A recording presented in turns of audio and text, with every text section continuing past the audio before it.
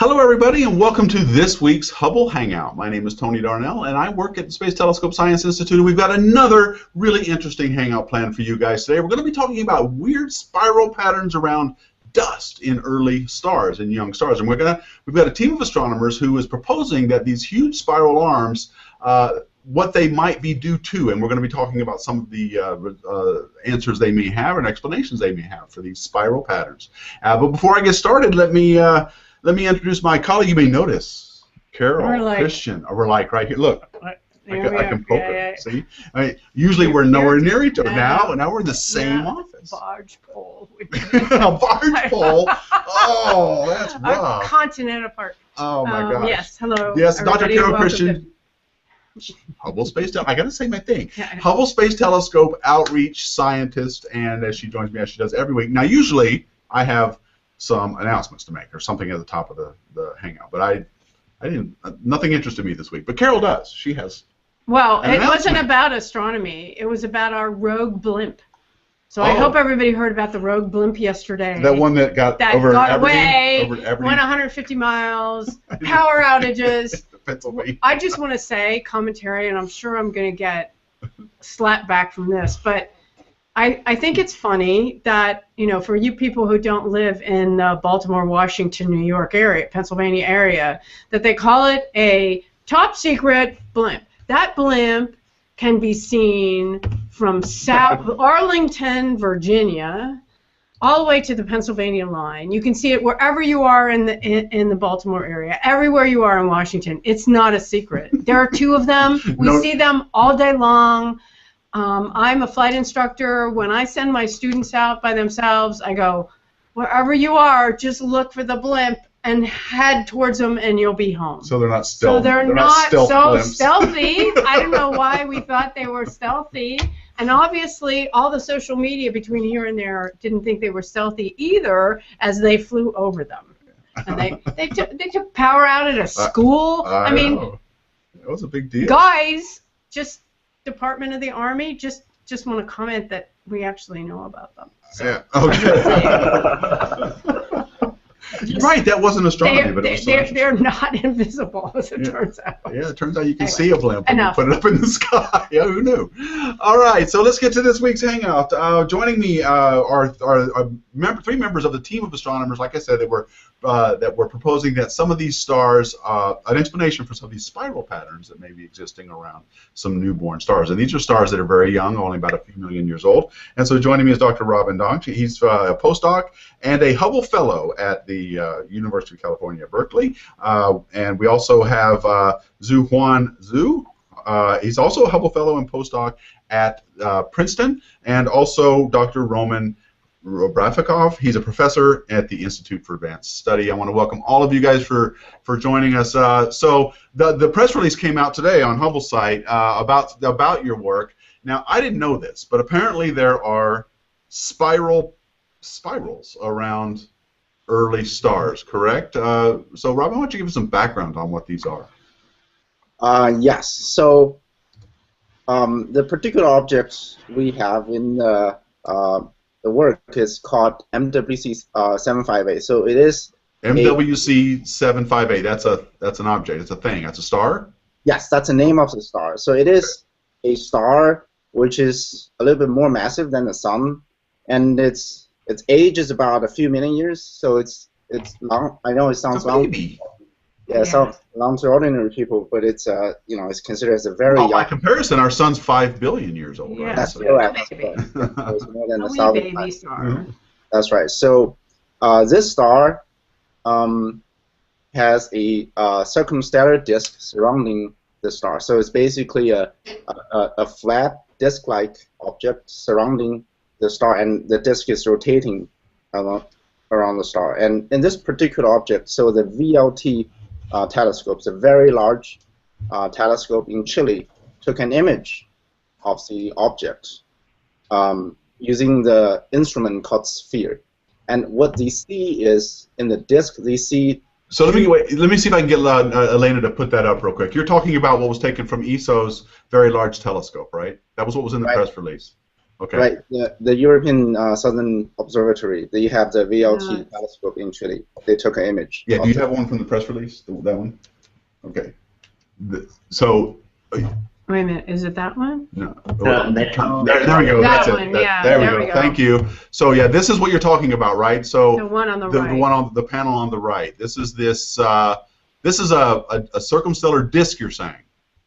Correct. It's a Now, circumstellar disk. So it's not a galaxy though, even though it's got that black spot. not a galaxy. Yes. That's right. So the star supposedly is at the center of the image, although the star is not visible in this case because the observers block it out, so you don't see okay. it. But Does VLT have an occulter? We've talked about this plenty of times about how to block out the light from a star when you want to see exoplanets. But does the VLT have an occulter? they can choose to use. So this will be called a chronograph in astronomy. So they use a thing to block the star. They can choose to use the thing to block, or they can use other techniques to remove the light from the star. Oh, okay. So this is the planetary. Now this is you're right. I mean, it does look like a galaxy or some kind of spiral. Now you had one slide where it said spirals are everywhere. Let's put that up real quick, Elena, and you can kind of see the similarities between some of these things. Yeah, here we go. So on the right we have the observations we've been talking about, and the center panel is just a picture of a whirlpool galaxy. That is an actual galaxy. That's actually left. What did I say? Right. Oh, yes. I'm still learning my left from my right. Sorry. I meant to say left. Okay, the left panel here. Thank you, Carol. and so. But this, as much as it looks like a galaxy, it isn't. So you said this is a disk around a star that's only a few million years old. Is there anything else we know about these disks? We know they're composed of mostly gas and dust particles. Okay. And you're going to have to remind us, because we can't remember from week to week, what the difference is between... Is that a dig at me? No, it's a dig at me, because I can't remember, because I don't do... So there are debris disks, protoplanetary disks, and circumstellar disks. This is a circumstellar disk. I assume it's not a debris disk because it hasn't got debris yet. Correct. Right? So normally what we think when a star first formed, it will form... so when the entire cloud collapses to form a star, very often the star will have a circumstellar disk surrounding the center nuclear. So initially, the disk is composed of both gas and dust particles, and gas actually accounts for most of the mass. And in this stage, we call them protoplanet disks. And protoplanet disks, normally, we think they last for a few million years. Then after that, the gas part, the gas component in the disk dissipates. Oh, okay. And the disk becomes a gas-poor disk. So mostly you just have a disk with mostly dust particles and maybe some planets in it. And at this stage, we call them debris disks. Debris disks. So I guess long story short, debris disk has less gas or no gas than protoplanet disk. And they come later, and then the stuff starts sticking together and maybe makes. Yeah, I've said it before, and I'm going to say it again though. This whole thing is splitting hairs. I mean, I really think that these things are all just stuff around a star. Well, I know you got to have names for us. Some of us who are interested in the Hubble Deep Field, and some of us only know about star clusters. Yes, but I know. It's important to characterize the different. It's important to characterize the different different stages of all this. I understand that it's. So a nice way of thinking of differentiating protoplanetary disks from debris disks is to say that the protoplanetary disks are planetary construction zones, while debris disks are planetary destruction zones, because what we see is this dust produced in collisions. Oh, I like that. I like that. That's awesome. That's really nice. I like that. In protoplanetary disks. So that's Good. All right. Okay, we like protoplanetary disk construction zones. Debris disks rip things apart. That makes sense because debris disks are. Okay. Anyway. Okay. Yeah. Thank you for. Okay. And so, let me. I want to get you in this. Joe. I'm so sorry. I'm going to stumble every time I say Zhou Huan. Thank you. And I promise I'll get better as I go on. But I wanted to describe for us a little bit your role in this team? And are debris disks something? Circumstellar disks something that you're studying over at Princeton, or what's your role here? Yeah, so I want to add that finding young planets in circumplanetary disks or in these planet constructing disks is very important because these disks are actually building young planets. Like all the Kepler planets, they are all billions of years old. So they do not really tell us much about how planet forms. But if we could find a planet in this very young systems, then we start to understand how planets form. So that's a good point. That's the problem you're trying to solve. If we could figure out where, if we could see the behavior of these planets being formed in these debris or in these disks, that would be kind of a holy grail for this research. And so you guys are proposing that these spiral structures indicate the presence of some kind of some planets we can't see, right? Yeah, so this is we are not the first one to propose, because when this image first showed up like several years ago, people really start to speculate there are planets in these disks, because at the center of this system, you see there is a hole. Part of this hole is by a chronograph, but part of it is real. There's a real hole in this system. Yeah, so people start to think about how can you make a hole in a disk? There must be planets in this system. So they start, like, a lot of researchers start to put planets inside the hole, like not outside, but inside. But I always thought planets being present in these kinds of things usually made a ring or something out of it. But you're saying they can also create a hole. Yeah, they could. When they are very massive, they could start to induce a big hole in this disk. So a lot of research before us, where they put planets inside the hole, and they start to generate synthetic images to compare with observations. But it seems that all these attempts produces a spiral which is very weak. We should not see them. We should not see them. So then the story turns around. So maybe there's no planet in these systems. Maybe there are other instabilities or other things causing the spiral arms. And our roles here is we say maybe the planet is not inside the hole, but maybe there is a planet outside these spiral arms. So this is part motivated by the central image. There's the whirlpool galaxy here. So in this case, there is a satellite galaxy which excites these spiral arms and are very strong. So then we see, let's look at this. How about we put a planet outside the spiral arm? Then we see these things which actually quite astonishingly similar to the real observations.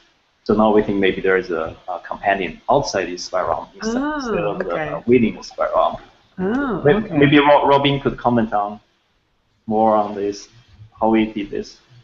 Right. So yeah. So basically, the real high-resolution images of disks are only so prior to the past few years, it's only Hubble can take this image, but now there are more ground-based telescopes. So now we have more images coming out in the past 3 or 5 years, and many of these images have features in it. And spiral arm is one type of them, and very often, once people see images like this, they will just try to suggest it's planet. But prior to our work, I think the previous generation of simulations of spiral arms introduced by planets cannot really explain those images, because one is very often people try to put planets inside those arms. So they will try to see the spiral arms generated by the planets outside the planet's orbits, and that doesn't seem to be a very good fit to those arms. And also, previously people use relatively the theory they used to fit the arms only apply to relatively low mass planets. They would have a prediction of how the arm will look like, the shape, the location, and that doesn't agree with observation very well. So what we did, different from that, is, as Rafa mentioned, first we put the planets, we put the thing outside those arms. So this time we're looking at spiral arms inside the planet's orbit. That's one difference. The other difference is we use really massive planets. In this case, on the order of 10 Jupiter mass planet. And it turns out the spiral arms generated by really high massive planets is very different from the previous generation of theory which predict how the spiral arm will look like if your planet is very low mass. And in particular, this time we can generate 2 spiral arms simultaneously. Okay, so let me make sure I got this. So you in order to you settle your hypothesis that maybe these spiral arms were due to planets being formed in around this star. You made your model, and you started with various assumptions. You tried putting planets inside the spiral arms and found that no, that's not what we see. That didn't match. You tried putting them outside the spiral arms, and that got better. But you also didn't. If you tried small planets, you didn't get that. But you really got good results with putting the planets outside the spiral arms or inside the orbit of the planet and making them big. Like, would you say 10 times the size of Jupiter? Yeah, 10 times the size of Jupiter. So can it also be a companion star, like a faint star that we're not seeing, or is there is some threshold where we would see it if it was a companion star? It's actually a very good question. It's a very good question. So that's Carol. She does that.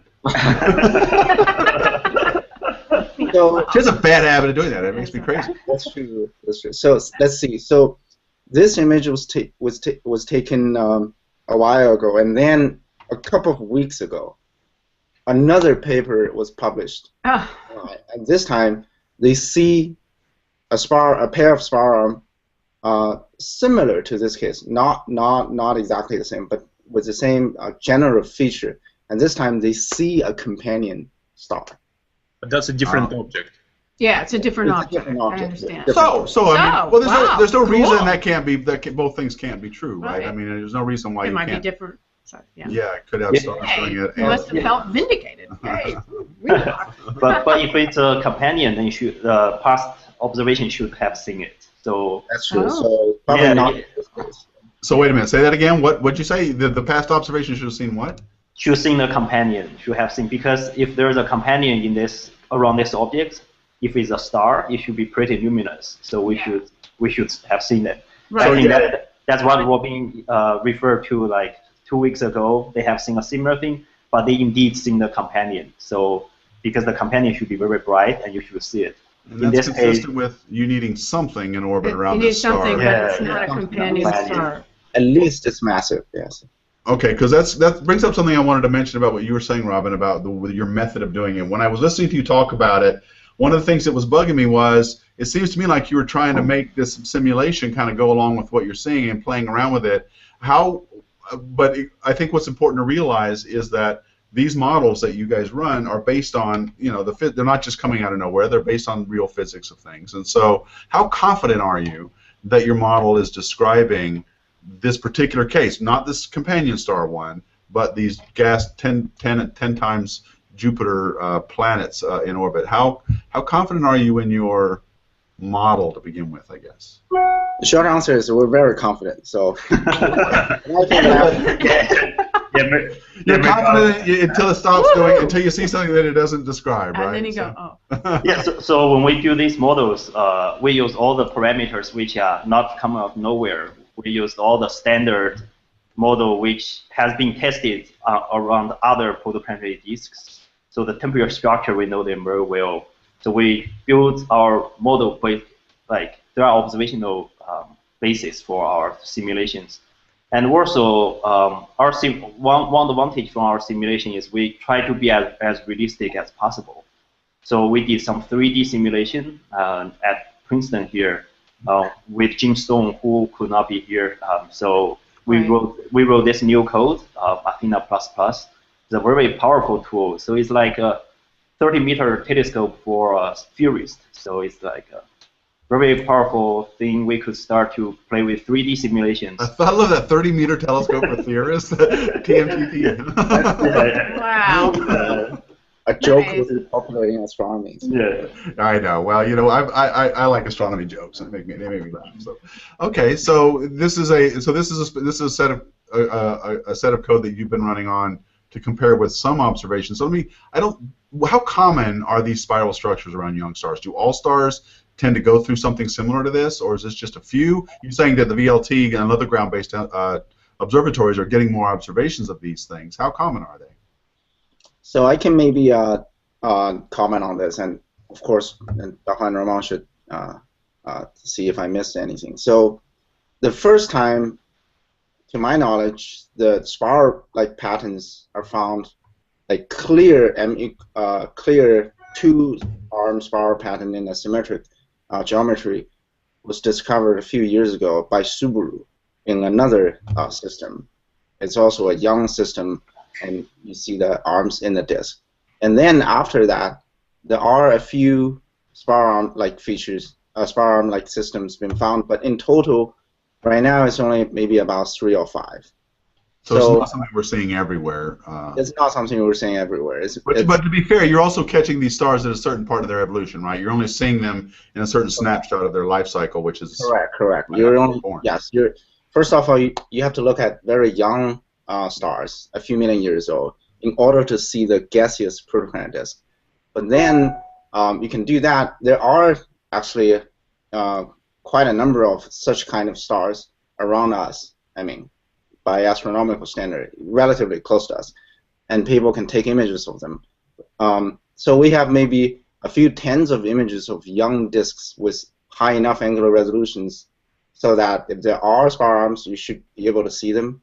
And then people found a few of them do harbor spiral arms. So I would say the fraction is small, like definitely smaller than, say, 50% or something. Oh, interesting. All right. Well, I got a question here. Probably something at the level of maybe 10% or so. Yeah, because the number of I would say order magnitude observed at the required resolution is not very large, unfortunately, at this stage.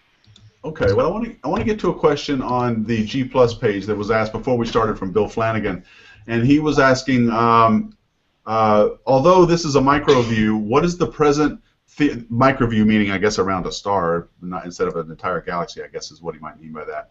What is the present theoretical understanding of the influence of dark matter on the patterns of these spiral arms in relation to the gravitational forces? So you were describing to us how if you put these planets in certain spots, you got spiral arms, and you did get spiral arms. But does dark matter have any role to play here, do you think? No, it definitely does. Pretty emphatically. You want to? How come? Is it because we're talking about such small areas? I mean, yes. I mean, dark matter plays a role on very large scales, on scales of galaxies, clusters of galaxies, and so on. And it's completely, its effect is effectively completely negligible on scales of, stellar masses and so on. So that's not important in this context. Okay, and Daz Azoth on the Q&A app is asking, does it have 2 or 3 arms? Maybe the third one is behind, maybe. So how many spiral arms are you typically seeing here? I've seen 2. Yeah, so that's an important point, because previously when we have seen 2 spiral arms, a lot of theory proposed there are 2 planets. Each one produces 1. So if you put a planet inside these spiral arms, you really need to do that. You need like 2 planets. But when we put like a planet outside the spiral arm, we only need one planet to excite these 2 spiral arms. So this is similar to the M51 Whirlpool galaxy. When you have a satellite galaxy outside the main galaxy, it could excite 2 spiral arms. Also, the same effect may be. That's an excellent point. So you're saying that satellite galaxy around the Whirlpool might be playing the same role as these giant planets? Yes, exactly. That's because what's going on with this interaction is basically the basic force of gravity that couples this companion, this perturber, with the motion of gas in the case of the protoplanetary disks and stars in the case of galactic disks. Perturber. That's what I call you. Perturber.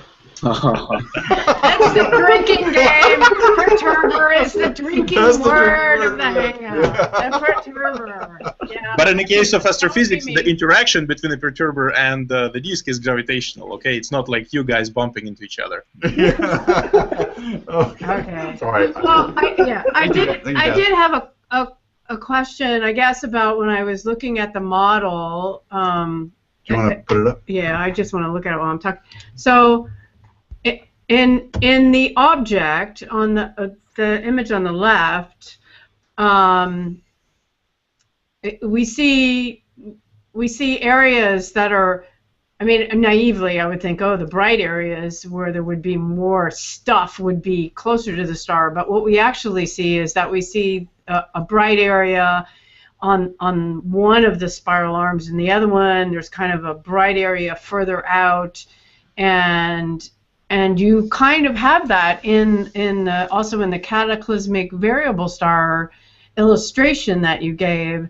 So why are some parts of the spiral arm brighter, and if that's more material, is that going to form planets in the future, or do we not know yet? Well, Zhang, if you want to comment on. Yeah, so actually we are not quite sure, because in the cataclysmic variable star case, that's a simulation.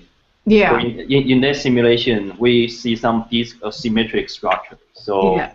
So something we don't quite understand now. This asymmetric structure kind of persists for a very long time.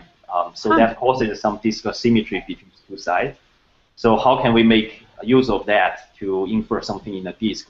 We still don't quite know yet. But it could be some disk asymmetry could concentrate dust in disks and causes future planet formation. So that has been proposed too. Yeah. It should also be kept in mind. Sorry. Go ahead. Finish. Go ahead. Yeah. Should also be kept in mind is that what we're seeing in this image on the left, in the actual image of the protoplanetary disk, is not the surface density of the disk. What we see in the image on the left is a light emitted by the star and scattered by the disk surface. So what we see is actually this scattered light that is very sensitive to the perturbations of the shape of the surface of the disk. So if we would observe the same disk at a longer wavelength, when we would be sensitive to the thermal emission of the dust in the disk, then the picture would be somewhat different, and it would actually look more like the picture on the right, where we are just plotting effectively the surface density in this cataclysmic variable star. Right. So we have to differentiate what is a method of observation that you're using for each particular object. Right. Yeah, so basically you have seen the ripples on the surface of the disk. So in these near-infrared observations, you only see ripples on the surface, so not really probe the midplane. Yeah, okay, so it's not an indicator of mass. Right, so maybe I can complement by trying to make an analogy. So like if you look at the surface of a wall, and if the wall is not painted by the same material, or some part of the wall is different from the other, and then you shine the light on the wall, and you see the reflect light from the wall. The wall may not look uniformly bright, but that doesn't mean part of the wall will have more material. Or in another example, if you look at the surface of the moon, there are dark patches, bright patches. That doesn't really mean there are like significantly more or less material on different part of the moon's surface, but that just means the like how good the moon surface is good at reflecting would play parts in how bright they are. Right. Okay, so I heard you saying that you couldn't that this might be a way of the presence of these spiral arms might indicate that the presence of an unseen planet that might be, and it might be used as a planet detection. So do you think that as more observations are done, is there a way to know for sure that there's a planet there? I mean, I know there's a way to tell if there's a companion star because you can see the star. But is there anything else that you can do to sort of follow up with this? So spiral patterns might be, aha, something's there. The perturbing thing, the perturber. No, it actually goes the other way around. But what's the other way around? The star is the perturber? No. The perturber perturbs the disk and creates these density waves. Right, which I'm saying would be the planet, right? Wouldn't the planet be the perturber? He's just saying that it's a signature. There might be a perturber out there. Right, so there's a perturber. Is there something you can do to maybe know for sure, or is it just because it's so faint compared to the parent star, we're back to that same old problem of imaging exoplanets directly? I would say, the short answer, well, that may be a bit subjective, but I would say yes. In the future, once we know better and better, and once we know all the details about the spiral arms, and theoretically really understand how those arms are generated, then this could be another way to detect planets which we otherwise cannot see. Okay, so are you prepared to say that if we see these spiral arms around a young star and we don't see a companion star or any other obvious, then there must be a planet there? Are you prepared to say that? I am. No, really. Robin is. The rest of them are not, but Robin. Yeah, I think eventually we need to find these sources, and Robin has put a lot of proposals. So Robin has put a KX proposal and Gemini. So basically we're trying to sort at the object. Yeah, well, I think we really go. Case. I wouldn't because to me all of these inference methods where you have transit method, shoot, I'm drawing a blank. What's the other one with the wobble? Radio velocity. Thank you. All of these are methods of inferring the existence. You don't see the planet directly. So this, to me, and you made a great case. Exactly. For example, Hey, man, I'm with you. I got you, Robin. Yeah. It's too bad we have no telescope to give out, time to give out, but yeah, well, we're like you. Yay! Go for it. So we're pretty confident, or we've established this might be a pretty good indicator for finding a planet. And I guess you did some work sort of suggesting that it can't just be any old planet. So you know something. For example, it's got to be big. So you kind of know something about the characteristics of the size of the planet. Exactly. Is there anything else you can learn from this about the planet?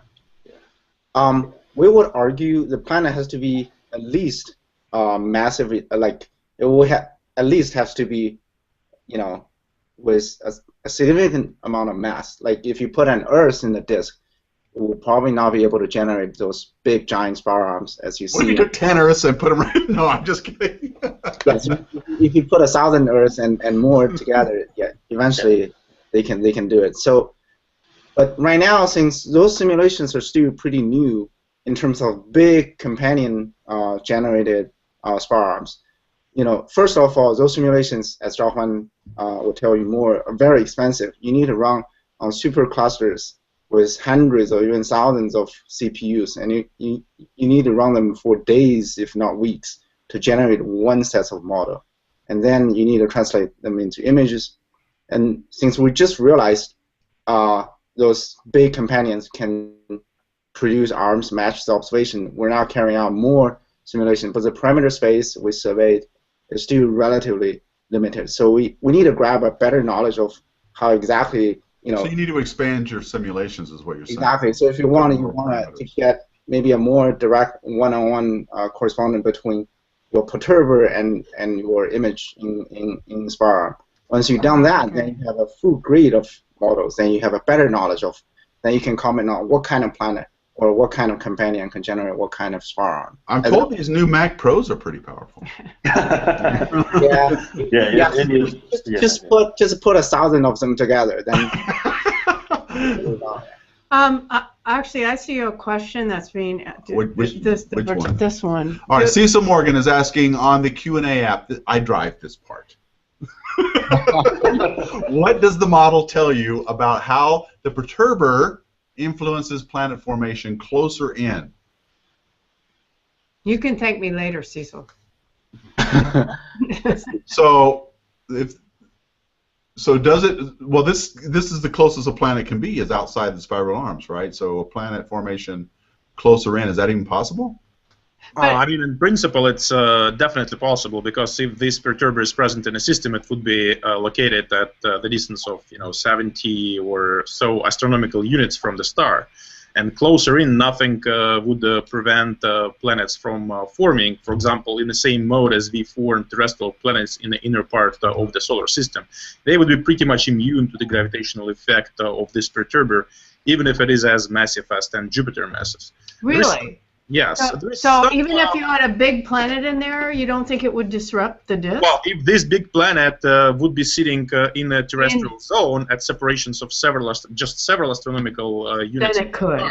Then it would have a huge effect, and most likely would just dynamically suppress planet formation in this region. But since it's sitting so far away, its effect is not going to be as significant. There might be some longer-term interaction caused by these density waves, which are excited at large separations. And if they can extend closer to the star, then you can think about some non-trivial ways in which they could affect, for example, accumulation of dust into bigger objects, excitation of these objects as they grow, and so on and so forth. But I would say just the very fact of presence of the very massive body far away in a system should not suppress planet formation closer in.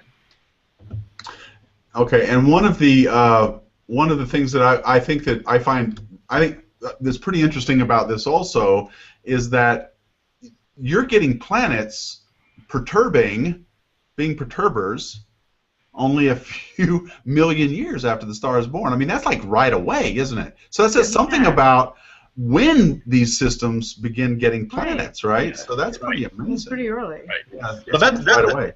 This is actually a very interesting question because here we're dealing with a very massive object, more massive than all the planets in the solar system combined. I mean, and this object is located very far away, where the dynamical timescale, so there's an orbital timescale, is kind of close to 1,000 years. I mean, it's several hundred years or so. So what this means is, and there are certain ideas which we have for the formation of giant planets. One of them suggests that first you need to build a massive core in the same way as you're building up Earth by collisions of a large number of asteroid-like bodies called planetesimals. But the problem is that at these large separations, it's actually very difficult to grow this cores in the required amount of time, within several million years. And once you do that, you then need to accrete gas before the gas in the disk goes away. So this is certainly a problem for this formation theory, and by discovering more of such planets at large separations, we can actually put constraints on this theory, and which might help us sort of better understand whether this theory should work at large distances. There is another idea as well that actually is better suited for explaining planets at large separations.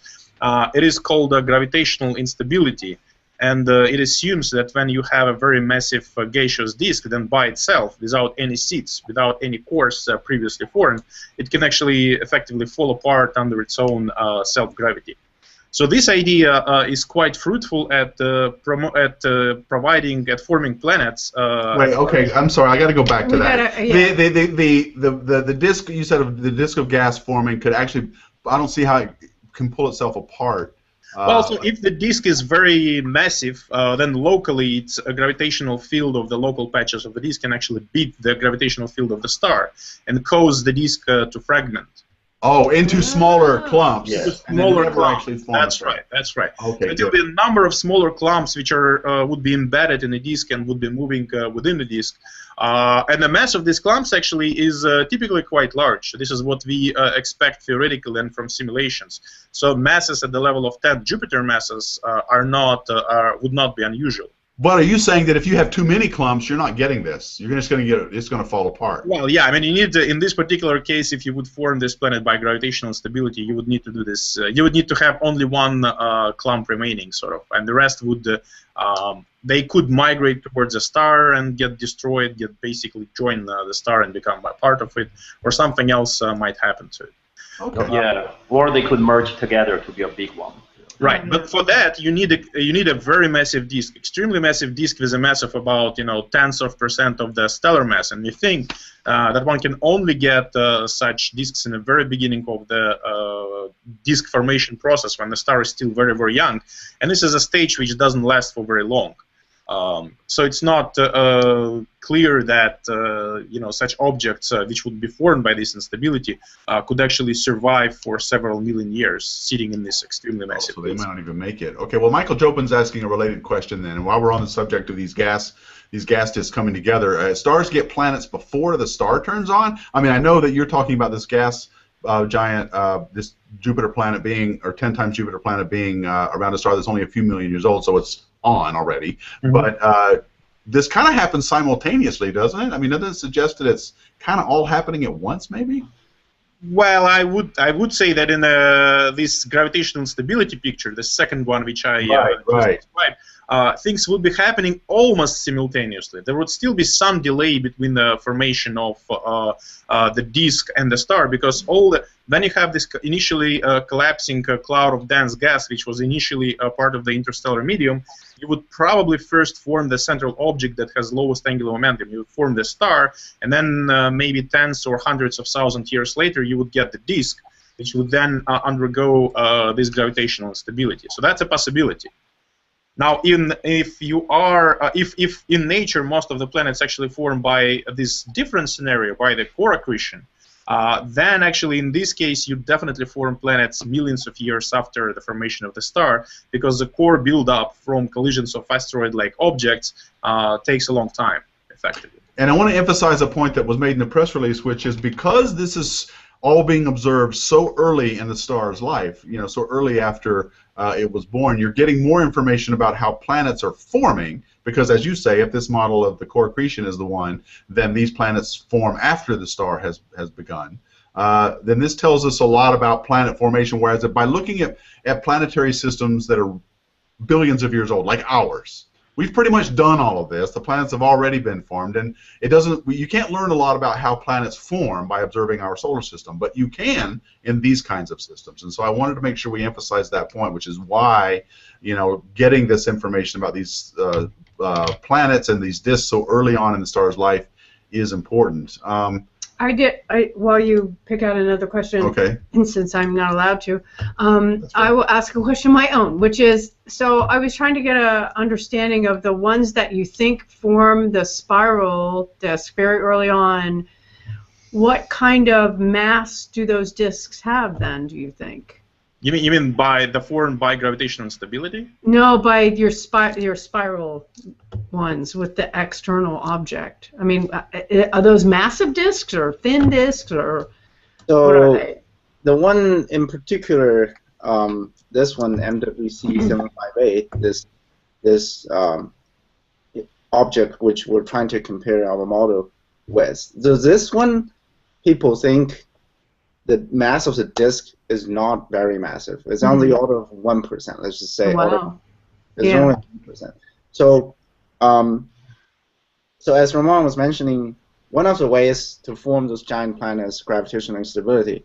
To do that, you need a very massive disk, several tens of percent, several tens of the mass of the star. That's what I was wondering, as if the spiral ones are much smaller. Right. So, in that case, we would argue the current state of the disk is for sure not massive enough for gravitational instability to operate. But the disk could be more massive early on. It's already 3.5 million years. At 1 million years or half a million years or even earlier stage, the disk could be much more massive than what it is right now. So at that point, gravitational instability may operate and form bound objects. And it's also an interesting connection in a sense that when the disk is gravitationally unstable, the gravitational instability quite naturally produces spiral arms itself, even without having any external perturbers. So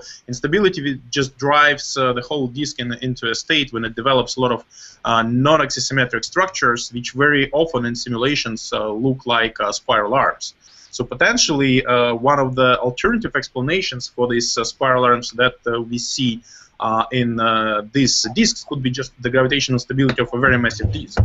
Except that in this case, we know from by other means that the mass of the disk is not large enough for the gravitational stability. Okay. Now, I want to see the movie.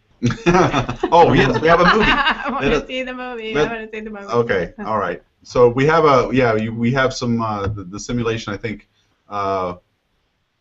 running through that. And while we're getting that put up, let me ask you, Daz Azoth is asking real quick, in the simulations, do you have a 3D view of these kinds of objects? In other words, you're doing this presumably in more than one dimension. Are you doing it in more than 2 dimensions, or do you have a 3D view? Right. So so Zhaohan would know, can comment this better than me, but so our simulations are 3D. So we live in a 3D universe, so we exhaust all the dimensions. So we do have extra dimension if you want to see the data, but in those images, as we were mentioning, what we see in the image, in the real image, is starlight get reflected at the surface of the disk. So that's a two-dimensional thing. Okay. So we use our 3D data, then we generate the reflected light from the surface. Then we compare with observation. Okay. Oh, okay. So, oh look, you have a fan, Carol. Look at that. Aw, that's so nice. Thank you, Michael Jobin. Okay, so yeah. So what do we? Here's the Elena's got the simulation running here. So who wants to talk about it real quick? Yeah. So basically, the spiral arm could tell you a lot of information about the disk because it's basically sound waves. Like when we speak, we hear each other because of sound waves. So this spiral arm basically sound waves. So the angle of this spiral arm or the openness of this arm is directly related with the disk temperature. So for hotter, when our atmosphere is hotter, the sound speed propagates faster. So this is same happening here.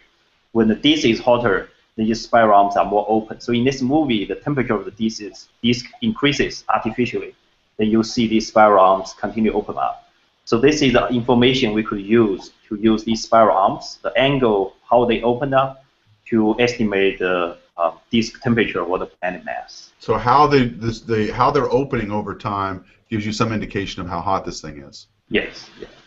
Is it better for planet formation if it's colder? Or is it better to have, I don't know, the spiral arms close together, or? Well, that's one of the parameters you want to play with, right? You want to get tweaking some of that stuff. So one problem with using this kind of linear density wave theory to explain observation is the observation has very open spiral arm. So they suggest that this is very hot, but it's too hot that even if you catch all the energy from the central star, it won't be that hot. So what we study later in the second movie, we find that the openness of a spiral arm also depends on the planet mass, not only on the temperature. Yeah, here, so we vary the planet mass, showing on the upper right. So you see when the planet mass increases, the spiral arm gets more and more open. So in this case, we could use the openness of the spiral arm to estimate the planet mass, not only the temperature. So this is kind of why we could know that the planets should be around 10 Jupiter mass, because we see these very open spiral arm. They are more consistent with a very massive planet. So that's some development on the theory side, that now we know the openness of a spiral arm not only depends on the temperature, but also depends on the planet mass. Okay, so Michael Jobin is also asking on the Q&A app, he's going, on a stellar scale, would the arms be emissions like a CME and not a planet? But I think you've already said these aren't emissions, right? These are reflections. Right, so these are reflections from the scattering, you call it, from the star. So if this system were observed with something like ALMA, the Atacama Large Millimeter Array, at wavelengths which would be sort of 100 times longer than the wavelengths at which this image has been made, which is near infrared, not too far from the optical band, then we would be seeing the structures produced by the thermal emission of dust in this disk, and it actually would look somewhat differently from this scattered light emission that we see, which is just light reflected from the surface of the disk. Okay, good. And there was a Hubble image. Yeah. So yeah, I want to. There was a Hubble image. Yeah, we showed that, didn't we? No, the bonus slide. The bonus slide. Oh, the bonus. The bonus slide. Dun, dun, dun. Yeah. Tony mentioned that how we know there is a planet in this system, how we confirm that. So I think this is a very good example of why Hubble is so important here. So these spiral patterns should be co-rotate with the planet. So if the planet moves around the central star, this spiral pattern should also move around the central star at the same speed. So if there is a planet inside the cavity, for example, at 1 AU, then after 1 year, we should see the spiral arms go to the other side of the disk. But here, this is a slide from Laurent Puel, and he reprocessed Hubble image at 2005. And if you compare the image from 2005 and 2015, you see these spiral arms are basically at the same position. So it means over. Yeah, wait, 2005? And 2015. Where's the 2015? The VLT observations? Oh, VLT, yes. Yeah, okay. So keep in mind that these observations were done with different instruments. Yeah, sure. Right. So yeah, I'm just trying to pick up the spiral arms in the 2005 image of. Okay, so I see them now. There they are. And then, okay, all right. So the one on the left and the one on the right. Yes, over 10 years, the displacement, the rotation of the pattern in the angle is not noticeable. You cannot claim that there is obvious rotation here, which says that the perturber is actually sitting very far away from the central star, which is kind of supporting our idea that we have just a single distant perturber and not the perturber sitting within the spiral arms. Okay, so it's so far away that even over the course of 10 years, you can't see any real perturbation. And 10 years would be a much closer in orbit. Right. So maybe just to add on, so in the movies that we just saw, we see the disk in such a geometry that the star and the planet are in fixed location. And then in this case, you notice the spiral arms are the green one. Geometry with respect to So this is in the rotating frame of the planet. So the planet is fixed, the spiral arm is also fixed. So as you can imagine, with now, like in real system, of course, you look at them in such a geometry that the star is fixed and the planet is orbiting around the star. In this geometry, you will see the arms will rotate around the star with the planet. This is argument that Zhang and Roman was trying to make. So in the real system, if the arms in the real system is generated by a rotating body, and this body is located very close to the star, then in a matter of 10 years, this body will go around the star by a significant angle, which you should be able to pick up in the image, which you did not. That means the rotation of the perturber is small, which it hasn't moved much, so it's way out, way further out. Yes, will mean the perturber is at a very large distance. Okay, I was just looking on Twitter to see if we had any questions on the Hubble Hangout hashtag. I don't see any. So, all right. So, let me look here and say I do want to read one comment though from Astro Girl 1 USA. She goes, "The Hubble Hangouts cover such interesting subjects concerning our universe and humanity's learning and exploration of it. I love the details that are presented to us." Despite the perturbers. In spite of the perturbers, in such a way that it's easy to understand and learn from. I just want to thank you, Astro Girl 1 USA, for that great comment. It means a lot to know you're out there watching this for us, and we really appreciate it. So I think that's all the questions we have for our guests. I want to thank Robin Dong, Roman Rafikov, and Zhu for joining us. Thank you all very much. This has been a great hangout. Yeah. Thank you very much. Yeah, thank you. And I know, I did want to point out that when you said future observations, of course, you always have to lead out with JWST, right? I mean, hopefully we get bigger telescopes out there like that. We might be able to actually see observational evidence of what you guys are inferring from these spiral arms. So that might be in our future as well. So, okay, so I guess that's it for this week. Just a quick note: we're going to be gone next week. We're taking a brief hiatus. We'll be back the following week, where we are talking about white dwarfs in the Milky Way bulge. And we've got some Institute astronomers on hand to talk about that. So that's our topic in 2 weeks. Until then, hope you guys have a great time. Thank you, guests, for joining us. And as always, on behalf of Carol and myself, the Perturber, and Elena, that's right. Thank you. Awesome job, Elena. We're all in the same office. It's so weird. Yeah, it's like we're all in the same. Never happened before. Yeah, we're like usually we're geographically challenged, but not this time around. Yeah. So. Anyway, on behalf of all of the guys, thank you so much. And as always, keep looking up. Looking up. Thank you.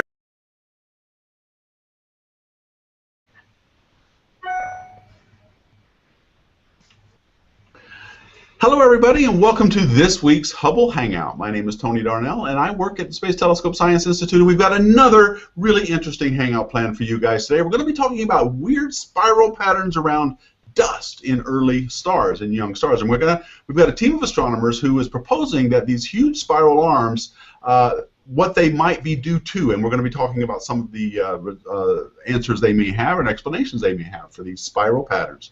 But before I get started, let me introduce my colleague. You may notice Carol, like, Christian. We're like right here. Look.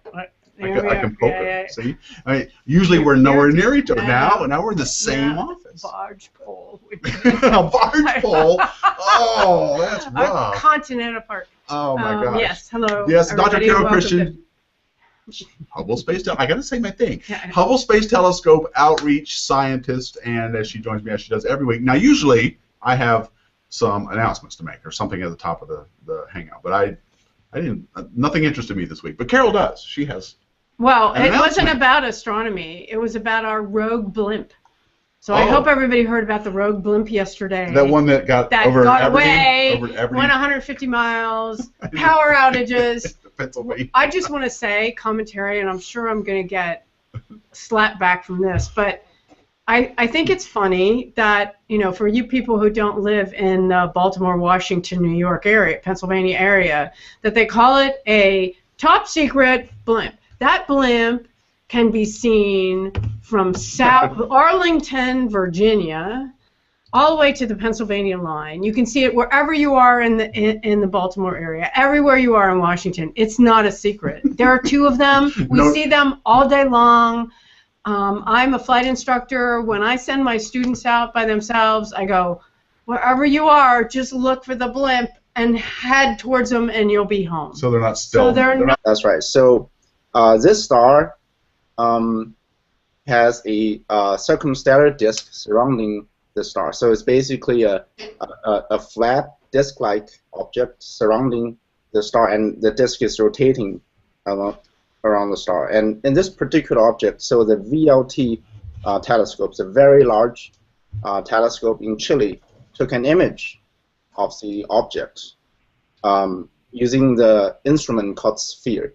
And what they see is, in the disk, they see... So let me see if I can get Elena to put that up real quick. You're talking about what was taken from ESO's Very Large Telescope, right? That was what was in the press release. Okay. Right. The European Southern Observatory, they have the VLT telescope in Chile. They took an image. Yeah, do you have one from the press release? That one? Okay. So... Wait a minute, is it that one? No. There we go. That That's one, it. yeah. There we go. Thank you. So yeah, this is what you're talking about, right? So the one on the right. The one on the panel on the right. This is this at Princeton, and also Dr. Roman Robrafikov. He's a professor at the Institute for Advanced Study. I want to welcome all of you guys for joining us. So the press release came out today on Hubble site about your work. Now I didn't know this, but apparently there are spirals around early stars, correct? So, Robin, why don't you give us some background on what these are? Yes. So, the particular object we have in the work is called MWC 758. So it is MWC 758. That's an object. It's a thing. That's a star. Yes, that's the name of the star. So it is a star which is a little bit more massive than the sun, and its age is about a few million years, so it's long. I know it sounds long. Yeah, it sounds long to ordinary people, but it's it's considered as a very young. By comparison, our sun's 5 billion years old. Yeah, right? That's correct. It's more than a baby star. Mm-hmm. Not so stealthy. I don't know why we thought they were stealthy, and obviously all the social media between here and there didn't think they were stealthy either, as they flew over them. And they took power out at a school. I mean, that was a big deal. Guys, just Department of the Army, just want to comment that we actually know about them. So, yeah. Okay. Right, that wasn't astronomy, but it was science. They're not invisible, as it turns out. Yeah, it turns out you can see a blimp when you put it up in the sky. Yeah, who knew? All right, so let's get to this week's hangout.